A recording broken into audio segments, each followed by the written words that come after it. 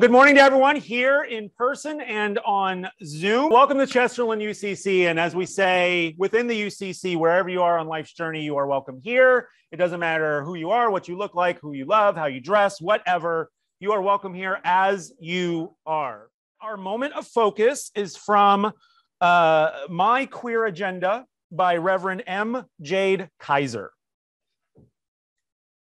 Every time the word gay rolls off my tongue, when the words queer or intersex or trans or non-binary or bisexual bless my lips, no matter what I'm talking about, I am also always sending a love letter, casting a lifeline, praying a prayer, and yes, obviously waving a flag. So many generations of silence and slurs, of words of violence and of quiet. Lonely, does anyone else in the world feel this way? My heart could burst every time I speak the imperfect but earnest attempts at finding ways to communicate lineages of us. Every word, a reaching toward each other, a you're not alone, or we got each other, and a isn't it divine being this way? It's never too early to start teaching this love language and planting these seeds of assurance. Train a child up in the way they should go, says the scriptures. And I want them all to go queerly, go freely, go in belonging. I want us to raise a whole generation of kids who never learn to hate themselves or to treat others like monsters, or that there's anyone even God is against. This is indeed part of my queer agenda, to expose children as early as possible to all the possibilities of their beautiful becoming, to leave no doubt that whichever way their love blossoms and their gender blooms and their body unfurls, they will be protected, cherished, celebrated, loved. In the world as it is, to even begin to balance out all the messages otherwise, these things cannot be said enough. So we say them in every form they take across languages and cultures. We say them as early and as often as we can. We say them especially when they're not welcome. We say them with all the love we've got, and we will never, never stop. May it be so. Preach, women, preach, as God has called you to. This sacred desk is holding out for you. Bring a fresh breath from doctrine old and new. The church is with you. The Lord be with you. Lead women, lead ambitious followers, wait as you are led. God's work facilitate your expertise from darkness. The church is with you. The Lord be with you. Sing, women, sing. Conduct the songs as well.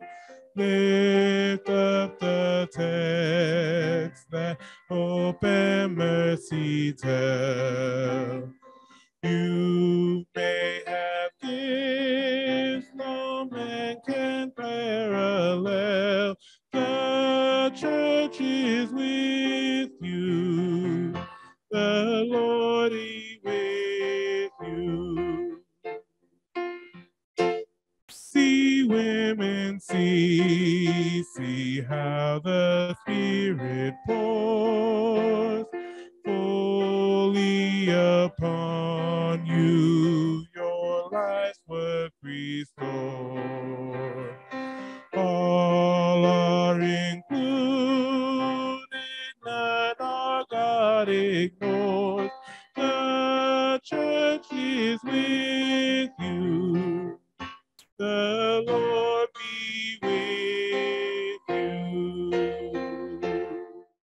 scripture is a refresher from last week, Genesis 45, 1-15. Then Joseph was no longer able to hold back his feeling in front of his attendants, and he cried out to them, "Leave me," so no one would be present when Joseph made himself known to his brothers. But he wept so loudly that all of his Egyptian attendants heard him, and the news of it reached the Pharaoh's palace. Joseph said to his brothers, "It is I, Joseph. Is my father really still alive?"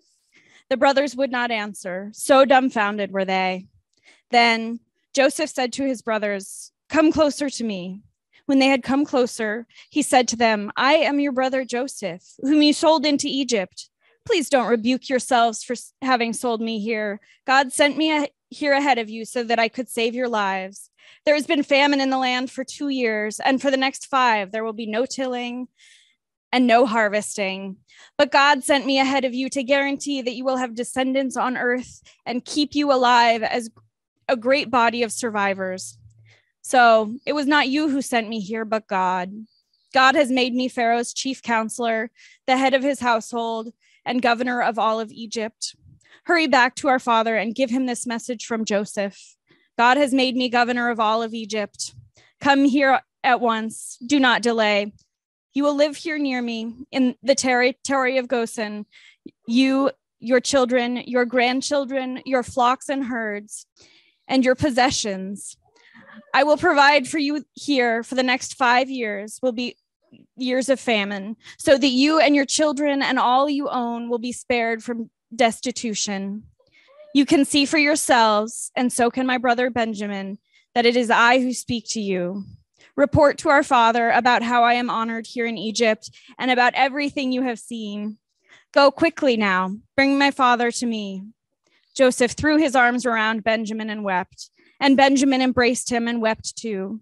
Then he kissed his other brothers, weeping over them as well, and then he and his brothers talked. If you were with us last week, we discussed the importance of queer representation within the Bible, looking at primarily how the writers of Genesis described Joseph, the Joseph of Technicolor Dreamcoat fame, and how it wasn't too much of a leap to suggest that with the clues given to us, Joseph was potentially a transgender or gender variant character within Scripture.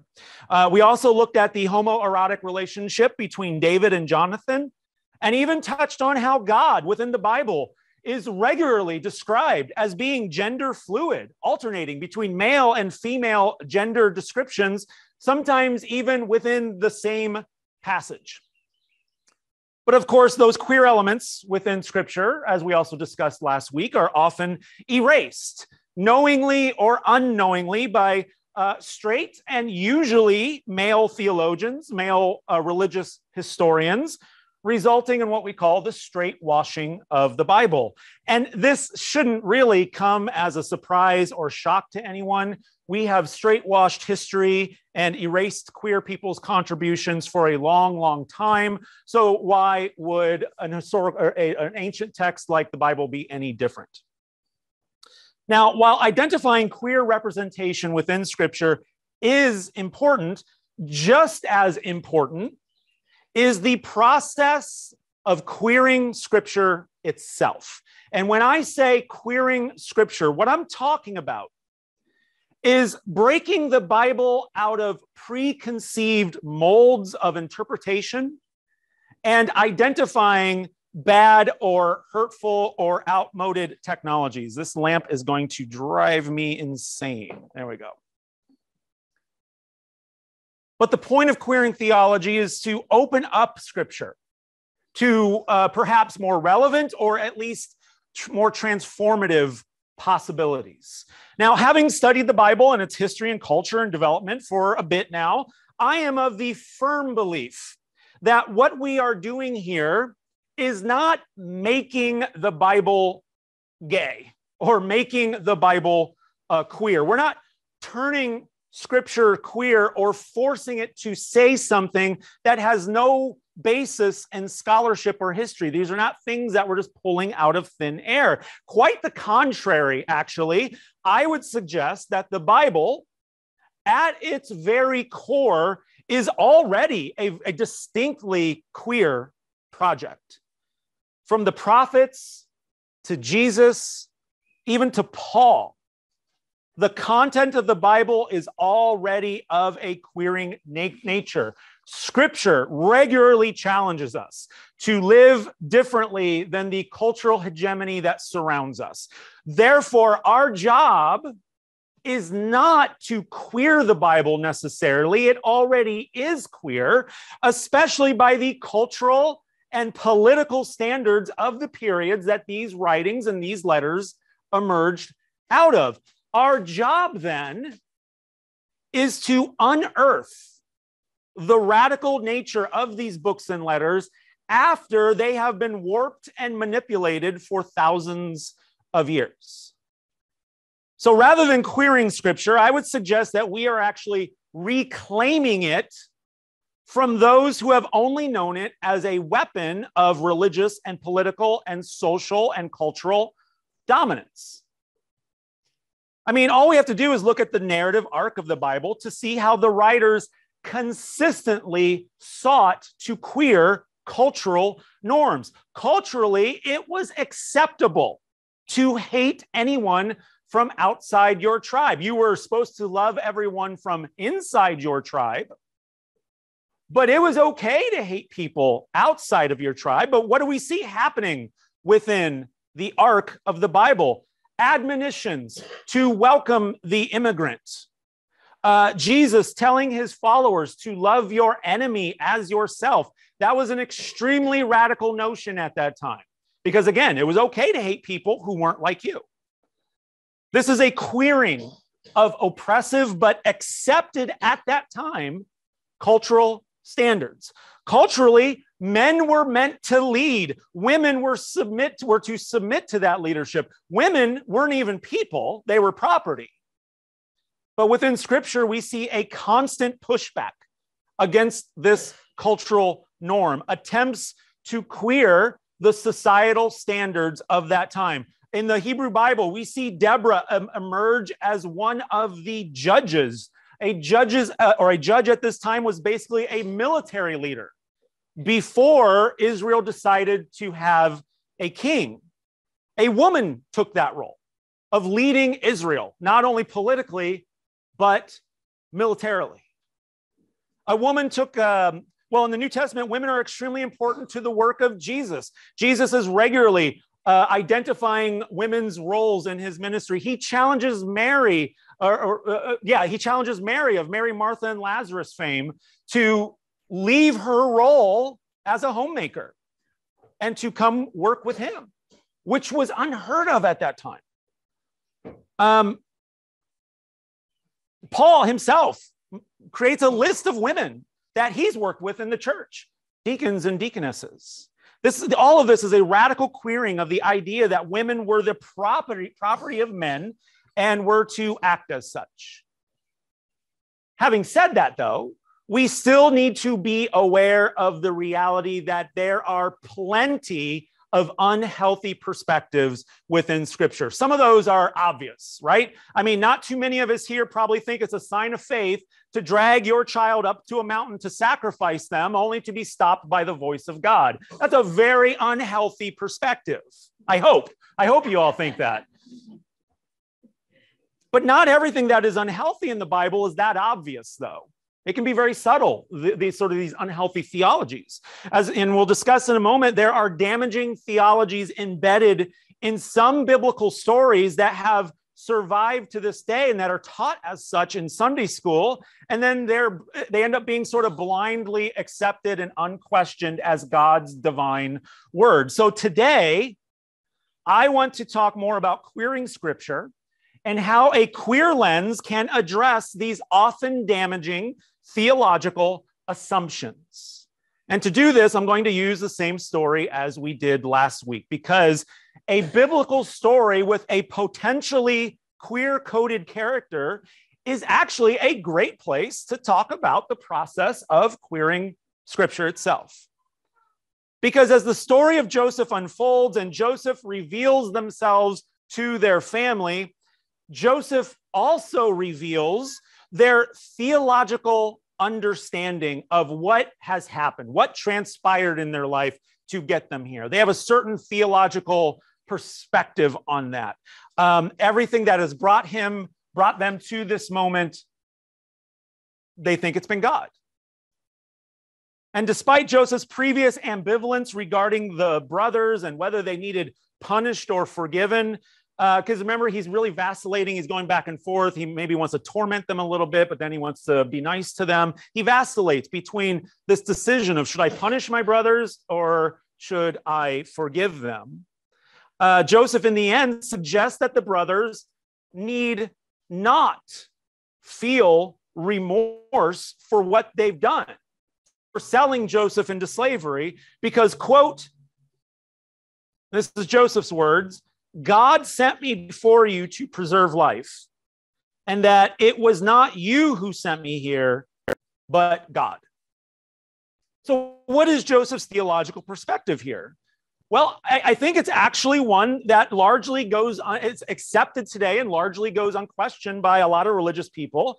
And that is the theological belief that the terrible and painful things that we go through, the job losses, the natural disasters, the sexual assaults, the hate crimes, children being murdered in their own classrooms, all of these are somehow God testing us or preparing us for something better. I mean, how many times have we heard after a child dies, oh, God just needed another angel?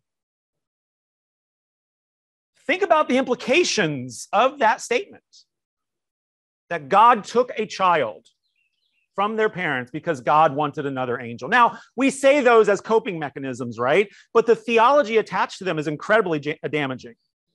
The idea that all the horrible crap that happens to people in this world is God ordained. One of the most horrible expressions of this theological perspective I ever heard was a year ago, just a little over a year ago now. We just unfortunately observed its 1-year anniversary. And that was the children who were massacred in Uvalde, Texas, in their classroom. And soon after that event, Ken Paxton, the same Texas Attorney General who was recently impeached and getting impeached in Texas as a Republican. Wow, that's impressive. But when he was asked by a reporter what he wants to say to the families of the victims of the Uvalde massacre, he responded with this, quote, I would just have to say, if I had the opportunity to talk to the people, I'd have to say, look, there's always a plan. I believe God always has a plan. Life is short, no matter what it is, unquote. Ken Paxton is not alone in this view, though. I mean, not everyone might say it that horribly, but this is it's a common understanding amongst people that when something bad happens, well, there's a reason for it. We just don't know what it is. It's a theological perspective that is incredibly common amongst the religious and non-religious. Folks across the ideological spectrum kind of oftentimes think in this way. And again, it's a coping mechanism. It's a way to try to understand the chaos of life. But the unspoken implication here, whether from the mouth of a disgraced attorney general or from the decree of Joseph, the unspoken implication is that God somehow needs to, or God chooses to, make horrible things happen. God chose for those children in Texas to be massacred because it was all a part of some divine plan. God chose to make Joseph's brother sell Joseph into slavery in order to bring about a happy ending for everyone else. In addition, Joseph also suggests that God is in the business of placing people in positions of power. He tells the brothers, God has made me Pharaoh's chief counselor. And this is perhaps another problematic perspective. We hear that all the time, right? Donald Trump was God's pick for president. Joe Biden is an answer to our prayers. It's a common perspective, but in a world where positions of power are rarely shared, more often than not, they are hoarded, by the rich, by the usually white, by the usually male, and where these positions of power are so often used to oppress and dominate others, the idea of equating a rise to power with the will of God gets really complicated really fast. If our theology says that God is in the business of placing people in positions of power, what does our historical Western patterns of power then suggest about God? As we look back on the leadership of the United States of America from day one, what does that say about God if God put all these leaders in place? Perhaps that God is white? Perhaps that God is male? Perhaps that God is warmongering? And that God has little interest in people who are suffering? Because, like it or not, those are the common traits of Western American leadership, from Republicans to Democrats and everything in between. And in a world where abusers are so often excused for their actions, both legally as well as in the court of public opinion, Joseph erasing the consequences of the actions of Joseph's abusers in the name of God's long-term plan does nothing helpful to advance transformation and healing within Joseph or even Joseph's brothers. Because if God's plan is to put leaders in place who excuse abuse and who seek power, if God's plan involves pain and suffering for the most marginalized among us, then here's the next big logical question. Why fight for justice at all? If pain and injustice are the pattern of our leadership, and the pattern of our leadership is God ordained, then why should we fight for justice? Because that equation tells us God doesn't want it. If our theology suggests that God's plan requires pain and suffering, then are we actually fighting against God when we seek the eradication of those systems that cause pain and suffering? Because isn't pain and suffering just making us grow and grow closer to God? In a religion where God is often understood as a figure who can control and manipulate the universe in order to achieve a desired outcome, Joseph's interpretation of God's will in this way opens up a big bag of theological worms about God and God's relationship with humanity, including serious questions about the ethics of God. Now, some of you might be thinking, all right, hold on, that's all well and good, but questioning God's ethics, not sure about that. I get it, but I would argue that we are called to do that, precisely that, as people of faith. Questioning the ethics of God is dyed into the very wool of Scripture. It is a biblical and theological tradition. We see it in Lamentations. We see it in the narrative of Job. And I've previously talked about the New Testament story where the Canaanite woman challenges the very ethics of Jesus.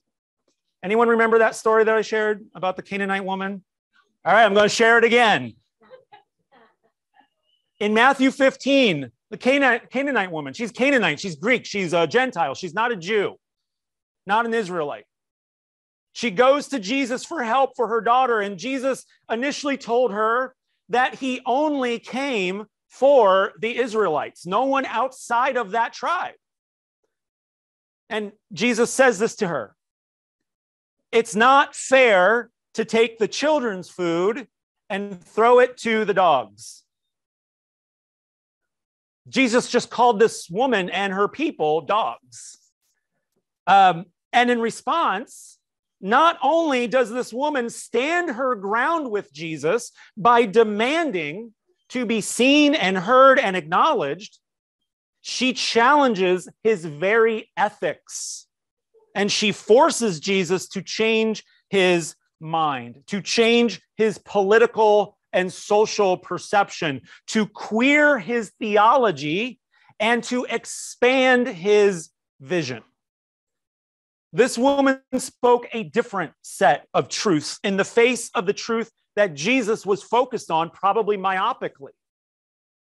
She challenged his ethics and his perception so that they came into better alignment with the well-being of the marginalized, which she represented.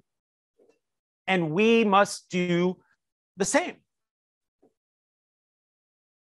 Scripture and simply accept what we've always been told, because again, there's some pretty horrible stuff in the Bible that often gets passed off as Christian morality or Christian ethics. And when we read a story such as Joseph's, it's on us to view it through lenses that don't support abuses of power, but that they disrupt abuses of power. Lenses that lead us to healing and accountability, not excusing violent behavior, whether on the part of Joseph's brothers or anti-gay churches or any congregants here or even God. Through a queer lens, I believe that God ultimately reveals a different kind of power. Not the ruling kind of power, not the controlling kind of power, which is how we tend to view power within our society, but the feeding those who are hungry kind of power, the protecting those who are vulnerable kind of power, the kind of power that brings communities together, not the kind of power that seeks to exclude or to dominate, or to marginalize, or the kind of power that secures authority through division and fear and hate and violence. God's power does not justify pain and suffering in the name of a divine plan, but God's power is the kind of power that transforms and heals and comforts and demands justice, demands an end to the pain. Queering Scripture reveals that God is not the cause of pain and suffering, but that God is with us amidst and through the pain and the suffering. And through a queer theological lens, we might come to see that Joseph, rather than confronting their trauma and processing it, as in the 21st century, we know is something important that we should do.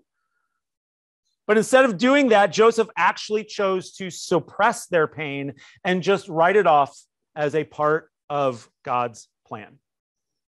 And because Joseph has not processed their trauma, that perhaps is why they vacillate between wanting to punish their brothers and wanting to forgive them. They have not processed their trauma, so they don't know how to handle this situation.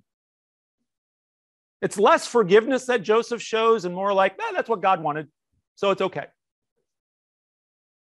But ultimately, Joseph decides, well, the pain and abandonment I felt after being sold into slavery by my brothers is what God wanted. So no hard feelings, but a queer interpretive reading of this story might force us to ask what theologies and understandings that we have of about God, what theologies and understandings function less as an answer to our traumas, which is usually a difficult, hard answer of how to process our traumas, and which ones are more an escape hatch from our traumas.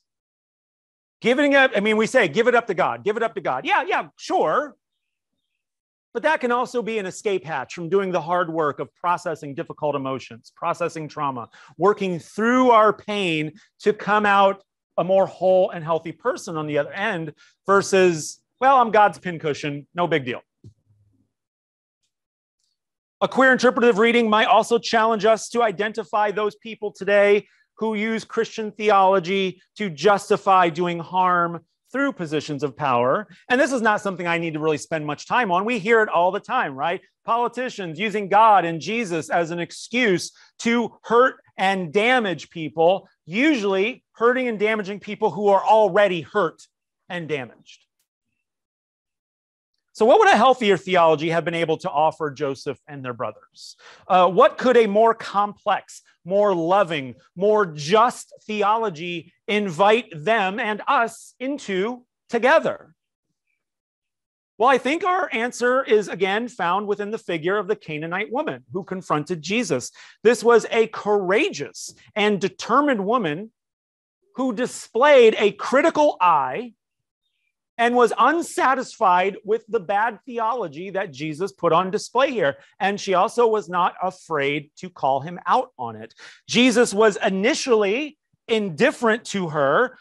He was indifferent to her pain. He was indifferent to her suffering. And he displayed initially his cultured and his gendered power in how he spoke to her. But she persisted.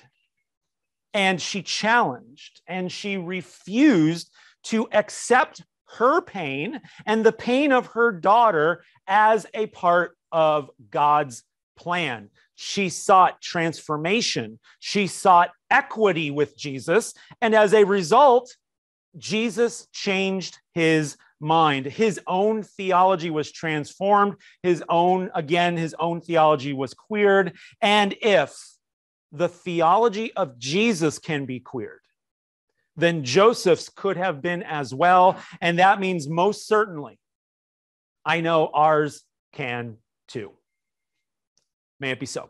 When the rain is blowing in your face and the whole world is on your case, I could offer you a warm embrace to make you feel my love.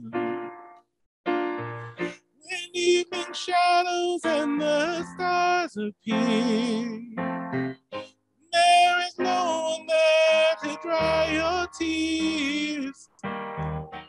I could hold you for a million years to make you feel my love. I know you haven't made your mind up yet, but I would never do you wrong.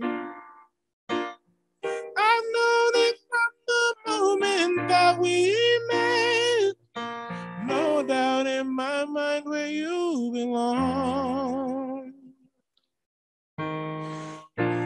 I go hungry, I go black and blue, I go crawling down the avenue.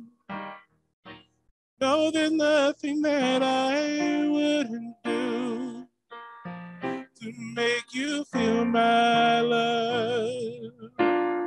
The storms are raging on the rolling seas and on the highway of regret. The winds of change are blowing wild and free. You ain't seen nothing like me yet.